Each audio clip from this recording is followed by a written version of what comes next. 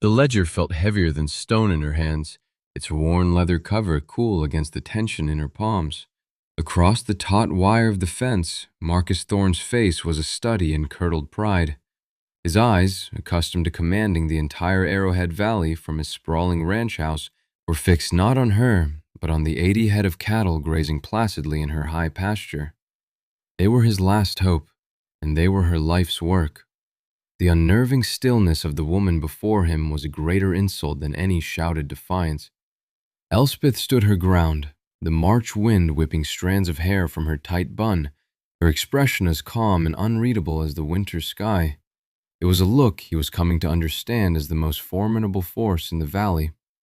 But 4 years earlier, in the bitter spring of 1922, the rest of the Arrowhead had looked at Elspeth and seen only a fool.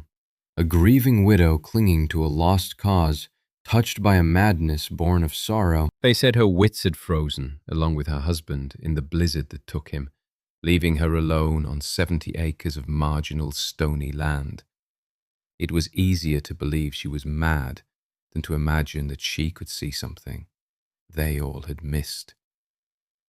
By the way, wherever in the world you're watching from right now, let me know in the comments. I love seeing how far these stories reach. Okay, where were we? 4 years earlier, March, the month of cruel promises. The sun offered a weak, watery warmth that did little to soften the iron-hard ground, but it was enough to swell the creeks with meltwater. The sound of it was the valley's ragged pulse, a frantic rush of ice-choked water tearing at the frozen banks. Elspeth was mending a fence line along Clear Creek when she first heard it, a sound so thin and desperate it was almost lost in the roar. It was a bleat, a high, wavering cry of pure terror that snagged in her gut. She dropped her wire stretchers and scrambled down the slick, muddy bank, her boots sinking into the half-thawed earth. There, tangled in the submerged roots of a fallen cottonwood, was a newborn calf. It was a slick, trembling scrap of life, its black coat plastered to its bony frame. Its mother, a rangy Hereford from Thorne's herd, stood bawling on the far side of the creek, helpless. The calf's head was just above the churning, frigid water, its enormous dark eyes wide with a terror that was fast giving way to a final, exhausted surrender. Its cries were weaker now, little more than gasps. Without a second thought, Elspeth waded in. The water was a physical blow, a vicious, breathless cold that stole the air from her lungs and burned her skin through her canvas trousers and wool socks. Ice fragments scraped at her legs. She grabbed for the calf, her numb fingers struggling to find purchase on its slippery hide. It was heavier than it looked, a dead weight of bone and fear. She braced her feet against the creek bed's shifting stones and pulled. The current fought her, trying to drag the small body back into its maw. A pair of riders from the Bartee, Thorne's outfit, had appeared on the ridge above. They watched, impassive, as the lone woman wrestled with the dying animal. "Leave it, Elspeth," one of them yelled down, his voice laced with the easy cruelty of a man who dealt in life and death by the hundred. "She's a first-time mother. Dropped him right in the drink. He's a goner." Elspeth ignored him. She could feel the last tremors of life in the creature. She set her jaw, found a new grip under its chest, and heaved with a strength born of pure stubbornness. The roots finally let go. She stumbled backward, dragging the calf onto the muddy bank. It lay there, a still, sodden heap, not breathing. The mother on the far bank gave one last mournful cry and, seeing the stillness, turned and trotted away to rejoin the herd. A lost cause. The cowboys above let out a short, pitying laugh and rode on. Elspeth knelt. She cleared the mud and slime from its nostrils with a finger, then pressed her hands flat on its tiny ribcage and pushed. Once. Twice. A shudder ran through the small body. She pushed again, rhythmically, desperately. A weak cough. Then a cascade of icy water gushed from its mouth. The calf gasped, a rattling, painful intake of air, and then another. Its spindly legs twitched. It was alive. She stripped off her own worn flannel coat and wrapped the shivering animal in it, hoisting it into her arms. It was an awkward, miserable burden. As she struggled back up the bank, slick with mud and creek water, soaked to the bone and shivering violently herself, she knew what the men had seen. Not a rescue, but the final, pitiable act of a broken woman clinging to a worthless, half-dead thing.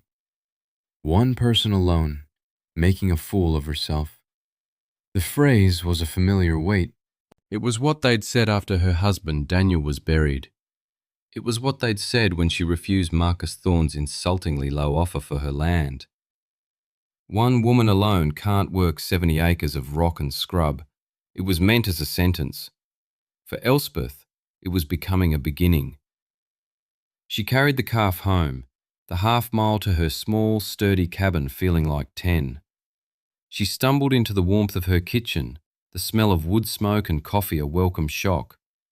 She laid the calf on a pile of old grain sacks by the wood stove, its body trembling in violent, racking shivers. For hours she worked. She rubbed it down with rough burlap until its coat began to fluff, its black hide turning to a soft, dense velvet. She heated milk from her single dairy cow, added a dollop of precious molasses for strength, and patiently coaxed the calf to drink, first from her fingers, then from a bottle. It was a slow, painstaking process. The arithmetic of it was all wrong. The cost of the milk, the firewood, the lost time mending the fence, it all added up to a foolish expense for an animal that Thorne's own men had declared worthless. But Elspeth was working with a different kind of arithmetic now, the arithmetic of defiance. The cost of giving up was simply too high.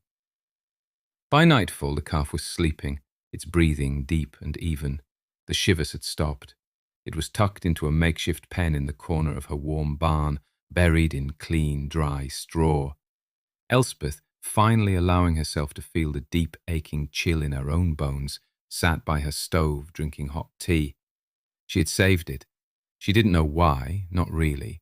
It was an instinct, a refusal to let one more thing be lost to the cold. The next morning, as a pale dawn broke over the jagged peaks, she had a visitor. It was Iker, the old Basque shepherd who leased the high mountain pastures every summer. He lived alone in a small shack at the edge of her property, a man as weathered and quiet as the landscape itself. He spoke little English, his words clipped and shaped by his native tongue. He carried a gnarled staff and smelled of lanolin and pipe tobacco. He had seen her from his ridge. He entered her barn without a word, his dark eyes taking in the scene. He looked at the calf, snug in its bed of straw, then at Elspeth. He reached a hand over the pen and ran a single, gnarled finger down the calf's spine. The calf stirred but didn't wake. Iker nodded slowly, a gesture of profound, silent approval. "Thorne's men, they leave him," he said, his voice a low rumble. It wasn't a question. "He was still breathing," Elspeth replied simply. Iker looked at the calf again, a long, appraising gaze. He saw not a half-drowned runt, but the spark of tenacity that had kept its heart beating in the frozen water. He saw the same spark in the woman standing before him. "Is good," he said finally. He tapped the wooden rail of the pen with his finger. "The beast that lives through the first winter owns all the summers that follow." The words settled in the quiet air of the barn. It was not a prophecy, but a statement of natural law, a truth as solid as the granite mountains that ringed the valley. What survives the frost is the root of the future. Elspeth felt the simple power of it settle into her own weary bones. It was a creed for the scorned, for the things left for dead. That afternoon, Marcus Thorne rode over himself, not out of concern, but to settle accounts. He was a man whose generosity was always a form of accounting. "Heard you pulled one of my strays out of the creek," he said, not dismounting, his horse a magnificent tall bay that dwarfed Elspeth's cabin. He was handsome in a severe way, his face clean-shaven, his clothes expensive and practical. He ran his ranch like a factory, and his cattle were commodities, units of production. My foreman tells me it's a bull calf, probably got lung fever now, won't survive. He's warm, and he's drinking, Elspeth said, her voice even. She did not look up at him, keeping her eyes on the buckle of his saddle.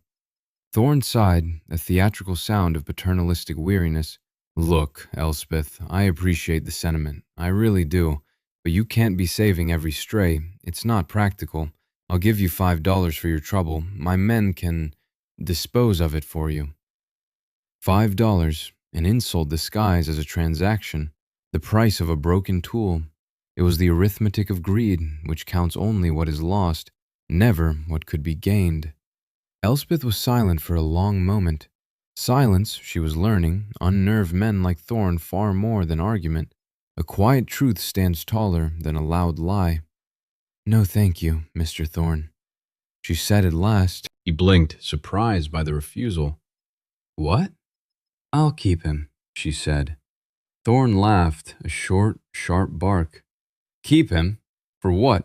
He's a mongrel calf from a middling bloodline. He's worthless. Even if he lives, what are you going to do with one bull calf? I'll manage, she said. His eyes narrowed. He saw her not as a threat, but as an irrational woman, an object of pity. It was a miscalculation that would, in time, cost him everything.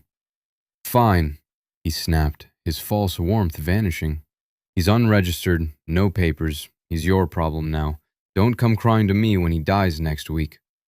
He wheeled his horse around and galloped away, leaving a cloud of dust and contempt in his wake. Elspeth watched him go. His problem was now her purpose.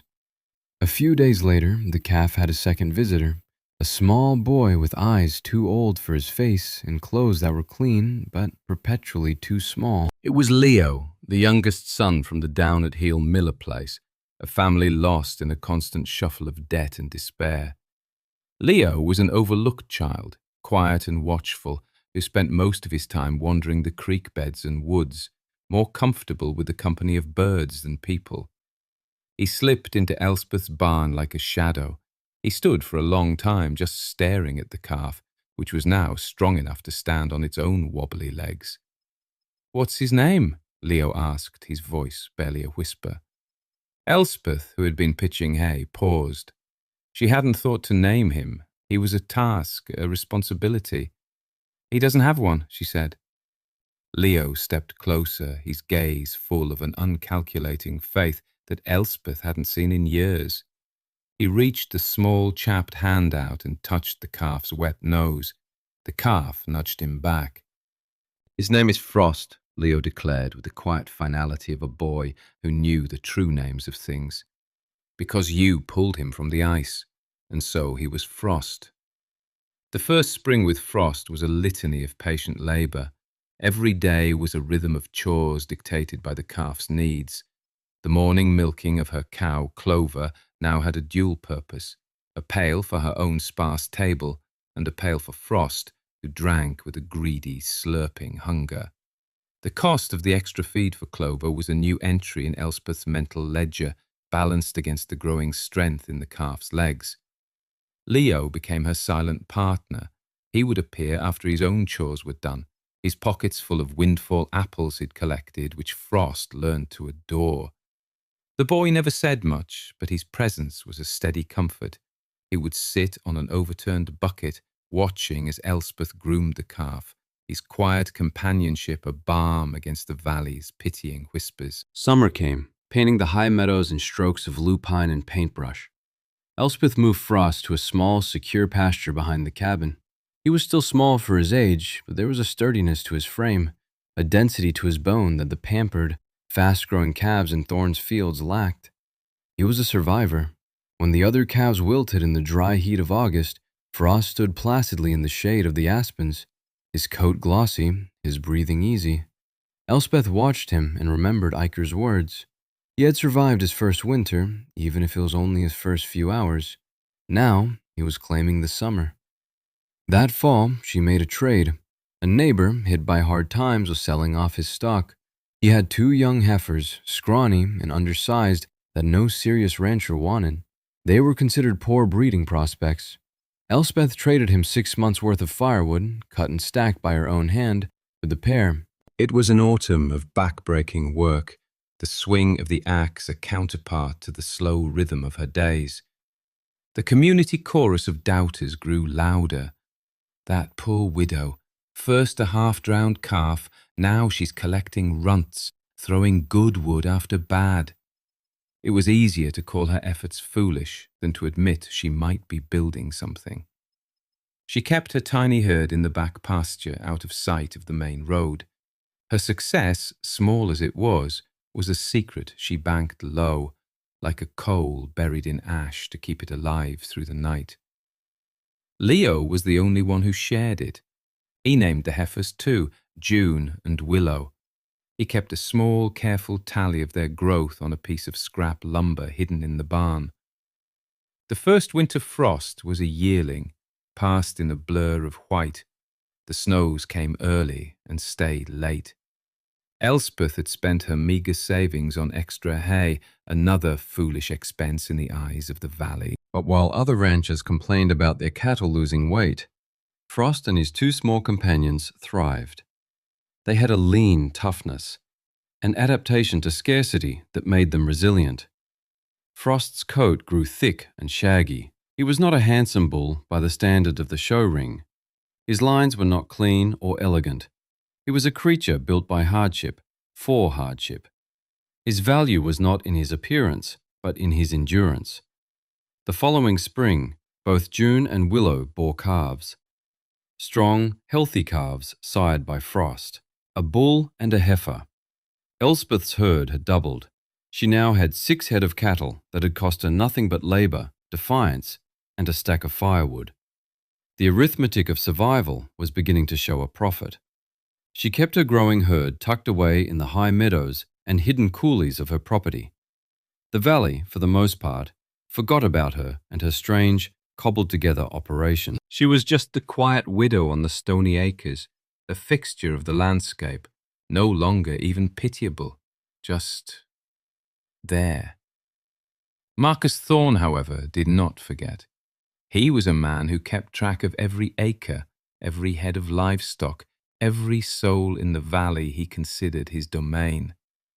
Once a year he would ride the perimeter of Elspeth's land, his gaze sweeping over her property. He saw the fences, always in good repair. He saw the neat wood piles, the wisp of smoke from her chimney.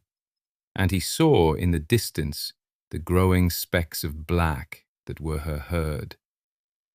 He stopped by one afternoon in the late summer of the 3rd year. Frost was now a mature bull, a formidable, solid presence at the centre of a small but growing herd of 10. Elspeth, Thorne said, his voice oozing the false warmth she had come to despise. I've been thinking about you. This is no life for a woman alone. He gestured vaguely at her small, prosperous homestead. I'm prepared to make you a new offer for this place, a generous one. Enough for you to move to town, live comfortably. His offer was, in fact, 20% less than his first one 4 years prior. It was the arithmetic of a predator, assuming his prey was weaker, more desperate. I'm comfortable here, Mr. Thorne, she said quietly, not bothering to correct his math. His eyes flickered with annoyance. He looked past her, toward the high pasture where Frost stood watching them, his head low. That bull of yours, Thorne said, a dismissive sneer in his voice, the one you pulled from the creek. He's sired a few calves for you, has he? It's a closed herd, Elspeth. You're breeding weakness into your own stock. Those animals have no new blood. They'll be worthless in a few generations. They seem healthy enough, she replied, her voice level. It's a fool's game, he said, his patience snapping. I'm trying to help you. Take the offer. It won't get any better. My answer is still no. His face tightened. Have it your way, he spat and rode off in a fury. He was wrong about the herd. Elspeth and Iker had talked about it. The old Basque had explained it in his simple, profound way. One strong root is better than many weak ones, he'd said, looking at Frost. This bull, he is from here. His blood knows the cold, the thin grass. His children know it too. This is not weakness. This is knowledge. The herd was not just a collection of animals. It was a library of survival written in blood and bone. That year, the 4th year, the reckoning came. It began not with a bang, but with a whisper, a dry, rasping cough that started in the finest, most pampered herds in the valley. It was lungworm, a pest that thrived in the overly lush, irrigated pastures of the big ranches. Thorne's prize-winning Herefords, with their perfect pedigrees and imported bloodlines, were the first to sicken. Their very perfection was their vulnerability. They had no resistance to the gritty realities of the land. Elspeth's herd, grazing on the sparse dry grasses of her high rocky pastures, was untouched. Their hardscrabble life had made them impervious. Frost's genetics, forged in the crucible of that first icy shock, bred not for beauty, but for resilience, proved to be more valuable than any pedigree bought at auction. Then the weather turned. The summer had been too dry, and now the winter came to collect the debt. It started in October, a month too early, a heavy, wet snow that bent the pines and snapped branches, and it did not stop. By Christmas, the valley was buried. Drifts piled up against barns, covering fences entirely. The roads became impassable. A terrible frozen silence fell over the Arrowhead. For the big ranchers like Thorne, it was a catastrophe. They had planned for a normal winter, their hay stores calculated for a predictable season, but this was a winter of savage, biblical proportions. They began to run out of feed in January. The weakened, lung-infected cattle began to die, first by the dozen, then by the score. The sound of a starving cow's bawling is a sound of profound despair. Soon, even that sound faded, replaced by an unnatural quiet. In her small cabin, Elspeth was also snowed in, but she had been ready. Every year, she had operated on the assumption of a worst-case winter. Her barn was packed to the rafters with hay. Her herd, now numbering over 30 hardy animals, gathered in the lee of the thick pine stands on her property, their thick coats shedding the snow. They knew how to paw through the drifts to find the tough, cured grasses beneath, a skill their pampered cousins had never needed to learn. They were lean, but they were alive, every single one of them.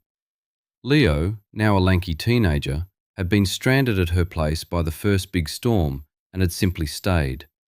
He and Elspeth worked from dawn until dusk, tending the animals, keeping paths clear, their shared labour a silent testament against the storm's fury. As the brutal winter ground on, a new arithmetic began to take hold in the valley. The price of hay skyrocketed, then it became unavailable at any price. The value of a pedigree plummeted. The only number that mattered now was the count of living animals, and Thorne's numbers were collapsing. He lost a quarter of his herd, then a third, then nearly half. Other ranchers were wiped out completely. The winter did not break until late April. When the great thaw finally came, it revealed a landscape of devastation. Carcasses of prize-winning cattle lay in heaps where they had fallen, a grim monument to the folly of valuing perfection over hardiness. And on Elspeth's 70 acres, 34 head of black cattle, including one formidable bull, emerged from the winter, strong and healthy. The news rippled through the valley's stunned survivors. The whispers started again, but the tone had changed. The mockery was gone, curdled into a grudging, fearful suspicion. It couldn't be natural. Some said she was a witch. Others said she'd made a deal with darker forces. It is easier to call a miracle a trick than to admit you were a fool. Men who had once laughed at her now rode out to her fence line, not to scoff, but to stare. They saw the healthy calves, the strong mothers, the powerful bull at the center of it all. They saw a fortune that had been cultivated in plain sight, while they were looking the other way. Respect, grudging and born of desperation, began to dawn. Elspeth's herd wasn't a fluke, it was the future. Marcus Thorne was a ruined man, though his pride would be the last thing to freeze. He had lost more than 200 head of cattle, the core of his breeding program, the product of generations of investment. He was land-rich and livestock poor, a fatal combination for a rancher. He needed to rebuild, and he needed to do it with stock that could survive. There was only one source for that stock in the entire Arrowhead Valley. He rode to her fence line in early May. The land was greening, alive with the promise of renewal. Thorne looked older, his face etched with the strain of his losses. But the arrogance was still there, a brittle shell around his desperation. Several other ranchers, their own faces grim, had followed him. They stood a respectful distance away, hats in their hands. It was a public appeal. "Elspeth," Thorne began, his voice attempting a tone of collegial partnership. "We've had a difficult winter, all of us." He gestured to the other men. "You've been fortunate. Your herd is a testament to your hard work." The compliment was acid in his mouth. Elspeth waited, her hands resting on the fence post. Leo stood beside her, his youthful face set in a stern, protective expression. "I need to buy your breeding stock," Thorne said, getting to the point. "I need to rebuild my herd. I'll make you a fair offer. I'll take the lot, all your breeding cows, and the bull." He paused, trying to project an air of command, of a man making a routine, if large, purchase. And then came the slip, the fatal overreach of a man who thought he still held all the cards. "I'll take the lot," he repeated, wanting to sound definitive. "All 74 of your breeding cows." A dead silence fell. The other ranchers shuffled their feet, not understanding the significance. But Elspeth and Leo understood perfectly. The number was wrong. Her herd of breeding cows was much smaller. The number 74, however, was not random. It was the exact number of total cattle, including calves and yearlings, that Leo had tallied on his hidden board in the barn just last week. It was a number no one outside that barn could possibly know. No one, unless they had been spying. Unless they had paid someone, perhaps one of the desperate, out-of-work hands, to sneak onto her property and count her assets, to assess her worth before coming to bargain. Thorne, in his arrogance, had just revealed his hand. He had betrayed his own dishonest diligence. Elspeth's eyes, calm and clear, met his. She didn't need to speak the accusation. He saw it in her gaze, and a faint flush rose on his neck. He had miscalculated again, exposing his contempt for her privacy, her sovereignty. He had treated her not as a peer, but as an asset to be secretly appraised. This was the moment from the beginning, the standoff at the fence. But now the context was complete. The power dynamic had inverted entirely. Thorne, the king of the valley, was now a supplicant. Elspeth, the mad widow, held the keys to his survival. He quickly tried to recover. "Whatever the number is," he said gruffly, "I'll pay you top dollar. $200 a head for the cows, $500 for the bull." It was a staggering offer, a fortune, more money than Elspeth had ever seen. The other ranchers gasped. It was far above the current market price for average stock. But this was not average stock. This was the only stock. Elspeth remained silent, letting his offer hang in the air, letting him feel the full weight of her power. She looked past him at the faces of the other men, men like the ones who had laughed at her from the ridge 4 years ago. Their faces were stripped of mockery now, full of a desperate, pleading hope. Finally she spoke. Her voice was not loud, but it carried with absolute clarity in the still spring air. "The price of a cow isn't what it costs to buy, Mr. Thorne," she said, her gaze steady. "It's what it costs to save." She turned her eyes to him. My price is not $200. A flicker of relief in Thorne's eyes. He thought she was going to ask for more. He was prepared to pay it. For you, Mr. Thorne, she continued, the price for one breeding heifer is $500. A collective intake of breath. It was an exorbitant, punitive price. Revenge. But, she added, holding up a hand, you may only buy one. Thorne stared, uncomprehending. One? What good is one? It is a start, Elspeth said. The same start I had. Then she turned to the other ranchers, the smaller operators who had lost nearly everything. For the rest of you, she said, her voice softening slightly, the price is different. You may each have one heifer. The price will be what it cost me to refuse Mr. Thorne's first offer for my land.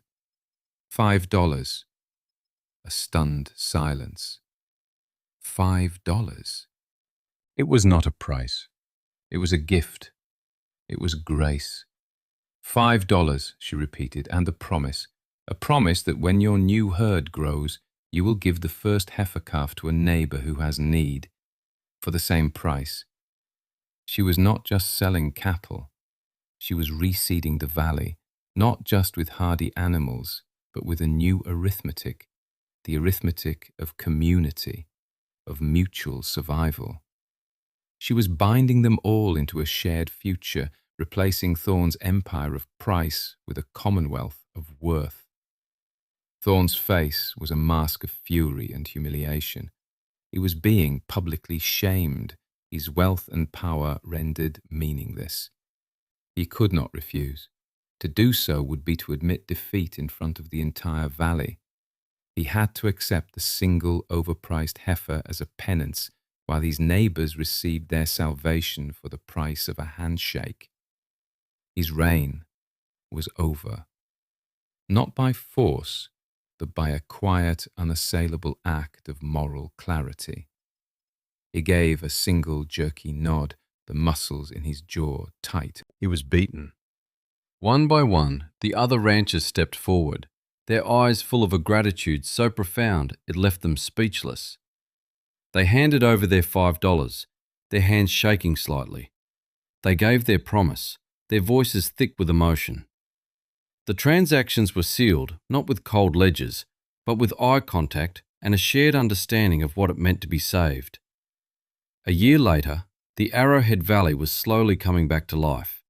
The landscape was dotted with the descendants of Frost, June, and Willow. The Frost-line cattle, as they came to be known, were famous for their toughness, their black hides a common sight in pastures that had once been empty. They were not show animals, but they were survivors. And in the harsh calculus of the Arrowhead, that was the only quality that mattered. Elspeth's ranch was no longer a place of pity, but the heart of the valley's recovery. Her herd, still robust, provided the seed stock for a new generation of ranchers built on the principle of resilience. She was no longer one woman alone. She was the architect of their collective future.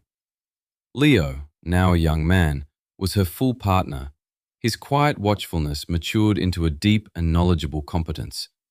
He managed the breeding program, his careful tallies no longer a secret, but the foundational text of the valley's new economy. One evening in late summer, as the sun set behind the peaks, casting long shadows across the pasture, old Ica came to visit. He was frailer now, his steps slower, but his eyes were as sharp as ever. He and Elspeth sat on her porch, watching the herd graze peacefully. The air was filled with the gentle sounds of contented cattle and the first chirps of the crickets. Ica nodded toward the fields, where dozens of black calves stood near their mothers. He smiled, a rare and wonderful sight. The beast that lives through the first winter, he said, his voice a quiet affirmation, owns all the summers that follow. Elspeth looked out at the life that filled her valley, at the boy who had become a man at her side, at the home she had built, not just from wood and stone, but from stubbornness and hope. The accounts of her life, once so deeply in deficit, were finally beautifully balanced.